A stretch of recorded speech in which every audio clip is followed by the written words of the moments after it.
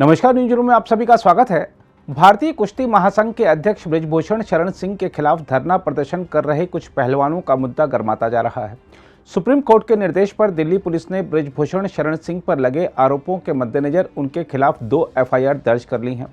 इस बीच धरना प्रदर्शन स्थल जंतर मंतर विपक्षी नेताओं के लिए राजनीतिक रोटियां सेकने और पहलवानों के साथ तस्वीरें खिंचवाने का स्थल भी बनता जा रहा है। शनिवार सुबह प्रियंका गांधी वाड्रा भी जंतर मंतर पहुंची और खिलाड़ियों को अपना समर्थन दिया। हम आपको बता दें कि यह वही प्रियंका गांधी वाड्रा हैं जो कांग्रेस शासित राज्यों में महिलाओं के खिलाफ होने वाले उत्पीड़न पर चुप्पी साधे रहती हैं। बहरहाल, अपने खिलाफ एफआईआर दर्ज होने के बाद बीजेपी सांसद बृजभूषण शरण सिंह ने कहा है कि उन पर लगाए जा रहे आरोप झूठे हैं।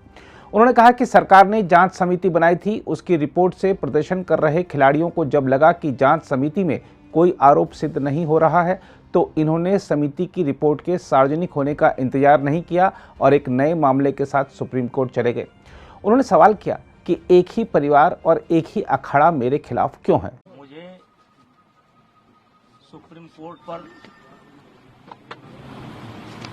पूर्ण आस्था और विश्वास है और इस देश के अंदर सुप्रीम कोर्ट से कोई बड़ा नहीं हो सकता। और सुप्रीम कोर्ट ने के सामने कल एफआईआर करने की बात आई है और अभी यद्यप एफआईआर की कॉपी मेरे पास नहीं है, लेकिन एफआईआर हो ही गई होगी और उसमें मुझे कुछ गलत प्रतीत नहीं होता है। और जो जांच एजेंसी वर्तमान समय में दिल्ली पुलिस है उस पर भी मुझे पूरा भरोसा है। मुझे किसी प्रकार से कोई शिकायत नहीं है और मैं पूरी तरह से निर्दोष हूं और इन आरोपों का सामना करने के लिए तैयार हूं। जांच एजेंसी जहां भी उचित समझेगी उसकी हर जांच में सहयोग करने के लिए मैं तैयार हूं। मुझे पहले भी भरोसा था, आज भी भरोसा है।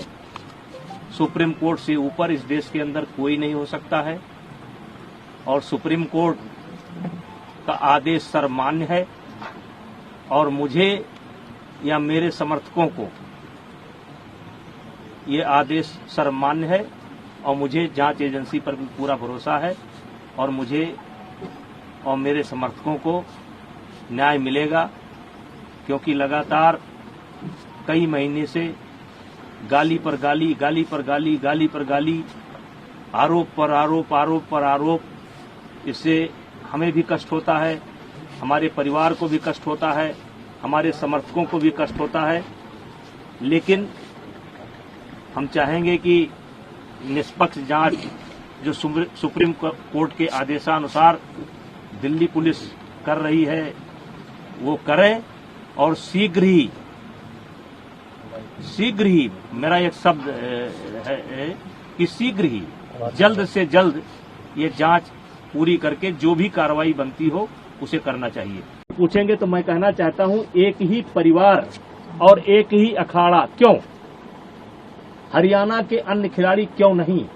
हिमाचल के, महाराष्ट्र के, मध्य प्रदेश के, केरला के, कर्नाटका के, तमिलनाडु के, बंगाल के, आसाम के, देश के अन्य प्रांतों के खिलाड़ी क्यों नहीं? 12 साल से लगातार इनके साथ यौन उत्पीड़न होता है, केवल इनके साथ।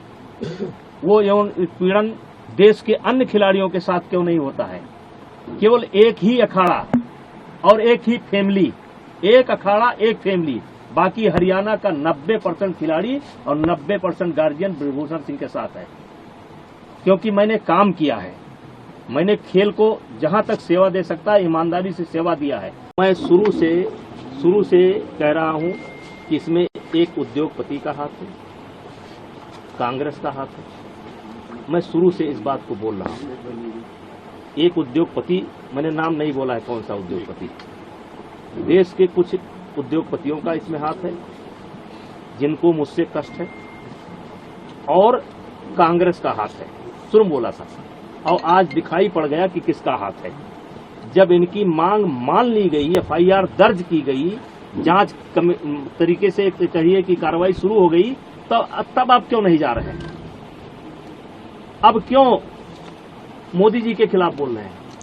अब क्यों खेल मंत्रालय के खिलाफ बोल रहे हैं? अब क्या जरूरत है? पप्पू यादव को बुलाने की क्या जरूरत है? केजरीवाल को बुलाने की क्या जरूरत है? वो कोई रिटायर गवर्नर है, क्या नाम उसका, सतपाल मलिक को बुलाने की क्या जरूरत है?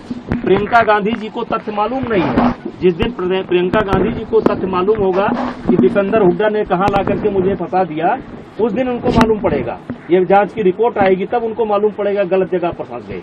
आपसे लोग बोल रहे हैं कि अगर आप इस्तीफा दे देंगे तो एक सही जांच हो जाएगी, इस पर आपका क्या कहना है? नहीं, फेडरेशन का कोई रोल नहीं है, फेडरेशन का कोई रोल नहीं है और इन लोगों की डिमांड लगातार बदलती है। अगर इनके पुराने बयानों को आप सुनेंगे तो ये जनवरी में इनकी मांग निकल करके आई थी कि अपने पद से इस्तीफा दें। मैंने उस समय कहा था कि पद से इस्तीफा देने का मतलब है कि मैंने इनके आरोपों को स्वीकार कर लिया। मेरा कार्यकाल लगभग पूरा हो चुका है।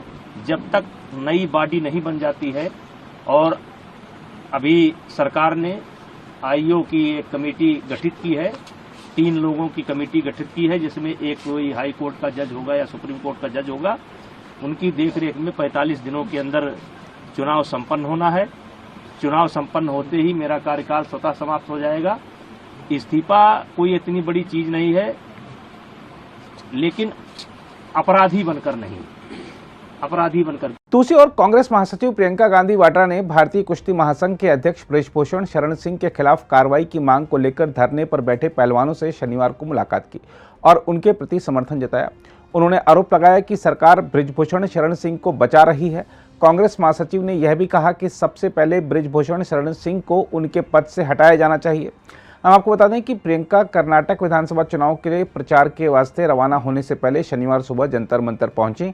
उन्होंने महिला पहलवानों से अलग से बातचीत भी की और कुछ देर वहां बैठी। इस दौरान राज्यसभा सदस्य दीपेंद्र हुड्डा भी उनके साथ थे। प्रियंका ने संवाददाताओं से कहा, जब ये लड़कियां देश के लिए पदक जीतती हैं तो सभी लोग उनकी तारीफ करते हैं, देश के लिए गौरव बताते हैं, लेकिन आज जब धरने पर ये लोग बैठे हुए हैं तो कोई इनको सुनने को तैयार नहीं है। हुए हैं तो उसकी कॉपी नहीं मिली है किसी को नहीं मालूम अभी तक कि उस एफआईआर में क्या है, कौन सी धाराएं कौन सी नहीं है।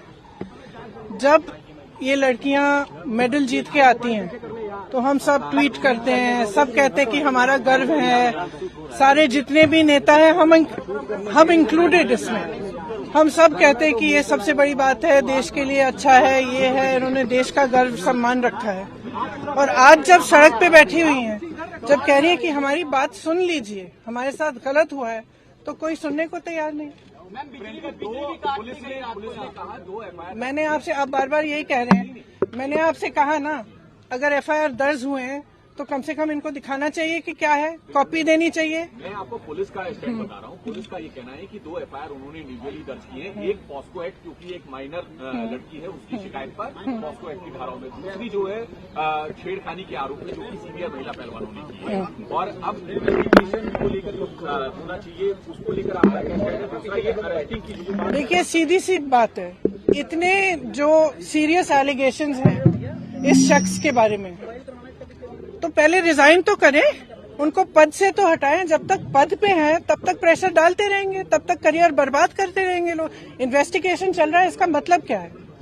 मतलब क्या है? अगर वो आदमी उसी पद पे है जहां सबसे ज्यादा पावर है सबके ऊपर, सारे प्लेयर्स के ऊपर, इनके करियर को बर्बाद करने के लिए, इनको तंग करने के लिए, प्रेशराइज करने के लिए, तो फिर आप कैसे कह सकते हैं कि एफआईआर इन्वेस्टिगेशन? क्या मतलब है इसका? पहले रिजाइन करें, उसको हटाएं पद से, उसका पावर तो लीजिए। जिस पावर, जिस सत्ता ने उसको इनेबल किया है कि वो ये सब करें, पर पहले वो तो हटाइए। पहलवानों का ये भी कहना है कि क्योंकि रूलिंग पार्टी के सिटिंग एमपी हैं और इस वजह से भी कार्रवाई में देरी हो रही है। आप देखिए, जो मैं सुन रही हूँ, जो मुझे बताया गया है, और मैं पूरी तरह से बिलीव करती हूँ, क्योंकि ये लड़कियां जो हैं इतनी मेहनत करती हैं, इतनी ट्रेनिंग के लिए, इतने शोषण इनको देखने पड़ते हैं, इतना करना पड़ता है एज इट इज, अपनी फैमिलीज के लिए, परिवार के लिए, देश के लिए, प्रदेश के लिए इतना कर रही हैं, तो कुछ कह रही हैं कि इनके साथ, और एक नहीं कह रही है, बहुत सारी ऐसी लड़कियां हैं जिनके साथ ये सब हुआ है।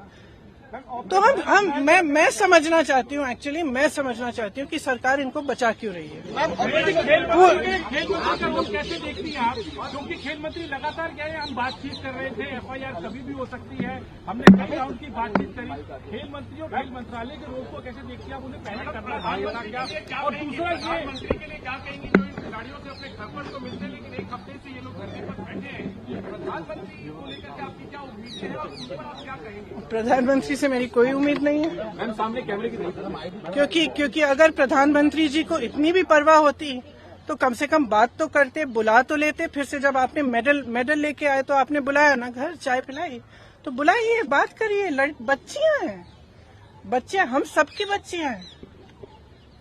और मतलब क्या कह रही, ये कह रही है ना कि हमारी इलेक्शन मोड है, 2024 का इलेक्शन है, कुछ चीजों पर उनका प्रभाव हो सकता है, तो अब भगवान जाने। मैं आपसे पूछ रही हूँ कि भाई इस आदमी को बचाने के लिए इतना सारा क्यों किया जा रहा है, जब इतनी सारी लड़कियां जिन्होंने देश के लिए इतना किया है, अपने परिवारों के लिए किया है, प्रदेश के लिए किया है, देश के लिए किया है, और इतना मतलब पर्सनल संघर्ष है इनका, आप देख सकते हैं। इन्होंने इतना किया है और आप उसको बचा रहे हैं। भाई इनको बचाओ ना।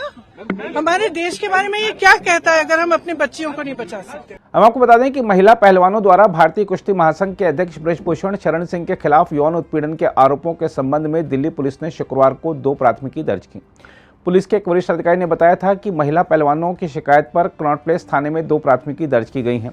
उन्होंने कहा कि पहली प्राथमिकी एक नाबालिग द्वारा लगाए गए आरोपों से संबंधित है, जिसके तहत यौन अपराधों से बच्चों का संरक्षण यानी पॉक्सो अधिनियम समेत भारतीय दंड संहिता की प्रासंगिक धाराओं के तहत मामला दर्ज किया गया है। ब्रजभूषण शरण सिंह पर यौन उत्पीड़न और डराने धमकाने का आरोप लगाने वाले पहलवानों ने 23 अप्रैल से एक बार फिर अपना आंदोलन शुरू किया। इससे पहले उन्होंने जनवरी में धरना दिया था। अगर आप भी लेना चाहते हैं देश दुनिया की तमाम जानकारी तो आज ही सब्सक्राइब करें हमारे चैनल को। साथ ही नीचे दिए बेल आइकन को जरूर दबाएं ताकि हर अपडेट आप तक पहुंच सके।